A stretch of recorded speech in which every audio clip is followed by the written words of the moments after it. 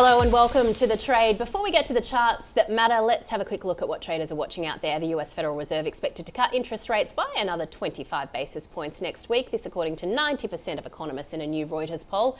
Traders, of course, keeping a close eye on key inflation data being reported tonight. Now, in one of their most dovish statements in more than a decade, Chinese leaders have signalled they're ready to deploy whatever stimulus is needed to counter the impact of expected US trade tariffs on next year's economic growth.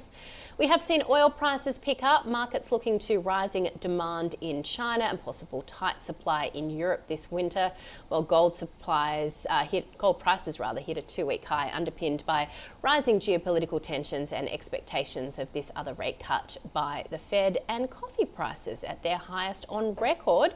Dealers fretting over Brazil's crop outlook after the world's largest traders, or one of, slashed its 2025-26 forecast for the country's Arabica output. Let's get into the technicals with Tony Sycamore from IG. So not only facing higher, already pretty high, what are we seeing in the technicals on the Nasdaq, Tony? Coffee news is terrible, I must say. Well, the technicals, there's a lot going on there at the moment. Starting with the US market, we've seen a little bit of a retreat in the early part of this week. Obviously, some caution ahead of the all-important CPI number tonight. We do have that CPI as the last key piece of data before the FOMC meeting. 85% price for a 25 basis point cut. So what that means is we can't afford to see the core number really print much higher than what's expected. So we're looking at a 3.3% there. If it's 3.4, 3.5, you'd probably start to see the rates market reprice the probability of a rate cut lower down towards 50%, becomes a bit more of a coin toss, and that probably weighs a little bit in terms of what it means for the Nasdaq. But as you can see there, it's been a very solid uptrend in the Nasdaq. It ripped to new highs last week. If it came back towards support around 21,000, that wouldn't be a surprise, but it keeps it in the uptrend. And even if it were to break, you've got some very significant support levels down there provided by the 200-day moving average. And of course, the uptrend support coming in around 18,000. So lots and lots of support here at the moment, 19,000 rather. So lots and lots of support lower down. And I suspect that if you do get a pullback, given we are heading into a seasonally bullish time, it'd be a pretty good opportunity to look to re-establish longs.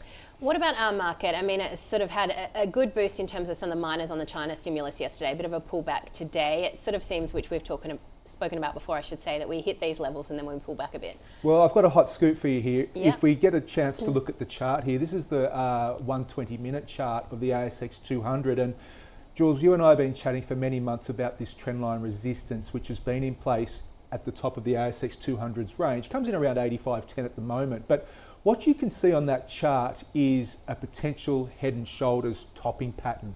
And if that were to break the neckline, let's say around 83.50 to give us a bit of comfort there, a bit of margin, it probably heralds a pullback down towards 8200. So keep an eye out for that. There was a very good bullish inverted head and shoulders in the Hang Seng last week, and that worked an absolute treat in the early part of this week. It hit the target and much more on Monday and Tuesday of this week.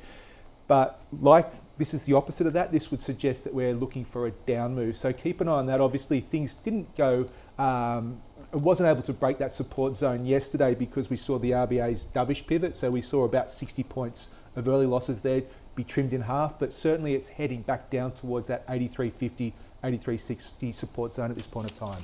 All right, the Aussie dollar, of course, got hit quite hard yesterday. The RBA leaving rates on hold. We've got what's happening as well with the tensions in US and China, and we saw it fall below 64 US cents.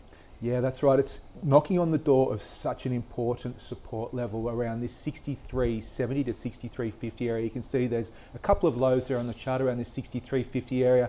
If that breaks, it's really the green light for a decline initially towards 62.70, which was a prior swing low. We had another swing low back at 61.70 in 2022. And then there's actually nothing in the way of support until around 60 cents. So the Aussie has been supported right here, right now, ahead of this 63.50, 70 support zone. But if that was to go, then you would probably start to look for another leg lower coming in the sessions ahead. All right, when it comes to some of the other technicals, we're watching very closely Bitcoin.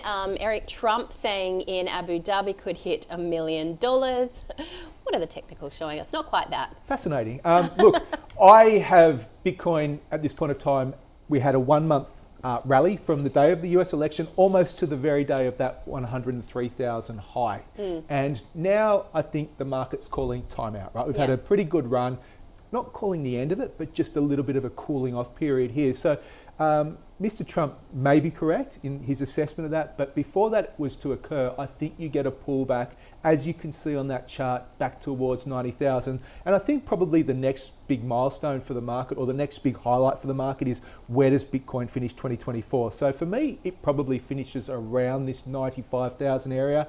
And then we have to look at what those regulations, what those new appointments to Trump's team will mean for Bitcoin and for crypto. I mean, obviously, you've got to ensure that there is a safety element in place, but you don't want to stifle that innovation in that space. So it's going to be trying to find the right balance there in terms of what happens for Bitcoin and the crypto eco space coming in 2025. From digital gold to the real thing, we did see gold gain overnight. So these tensions, geopolitical tensions, certainly underpinning its performance. Yeah, it's not been a convincing, I guess, sort of rally over the past 3 or 4 weeks there. It's been a little bit faltering, but what you can see is we had that false break below the trendline support down to that 25.36 low. It rebounded, it came back and tested the trendline. Another little false break lower late last week, but once again, it zoomed away from there. Now, in terms of what we are looking for from gold, I probably wouldn't be inclined to be buying it here at this point of time. Even though it is above the trend line, it's really faltering, in my opinion, to a certain degree. Doesn't mean that the uptrend is complete. It just means that I'd probably be looking to buy it closer to that orange line, which is a 200-day moving average. So for me, the better place to buy gold is around 2,500. Wouldn't be chasing it right here because we have lost a bit of that upside momentum. And as I said, 2 false breaks now. Is the third break going to be a genuine break? We need to keep an eye on the CPI data tonight and what happens next week at the Fed. Exactly. All right, Tony, thank you as always. Tony Sycamore from IG.